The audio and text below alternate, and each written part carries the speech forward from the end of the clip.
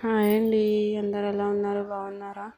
అయితే సొరకాయ పప్పుని చూద్దాం. సొరకాయని ముందుగా చెక్కు తీసేసుకొని చిన్న చిన్న ముక్కలుగా కట్ చేసుకొని పెట్టేసుకోవాలి. తర్వాత పప్పుని శుభ్రంగా కడిగేసుకొని ఒక సైడ్ వేసుకొని వాటర్ వేసుకొని పెట్టుకోవాలి. దాంట్లోకి మనం ముందుగా కట్ చేసుకున్న సొరకాయ ముక్కల్ని వేసుకోవాలి.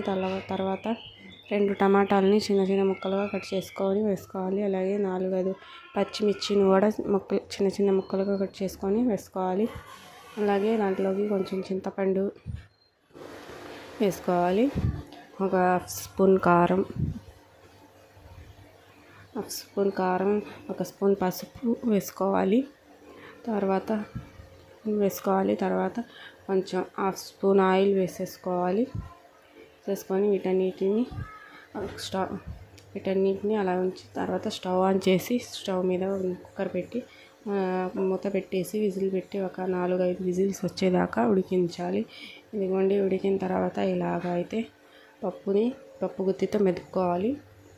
ఇలాగ బాగా మెదుపుకున్న తర్వాత పక్కన పెట్టేసుకొని తర్వాత తాలింపు కోసం స్టవ్ ఆన్ చేసి చిన్న కడాయి పెట్టేసుకొని దాంట్లోకి ఒక 4 స్పూన్ల ఆయిల్ వేసుకొని దాంట్లోకి తాలింపు దినుసులు 1 స్పూన్ వేసుకోవాలి.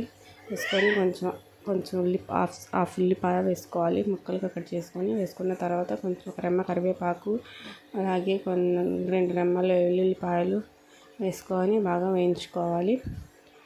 అలాగే బాగా వేగిన తర్వాత దీంట్లోకి ఒక 2 ఎండుమిర్చిని కూడా వేసేసుకోవాలి.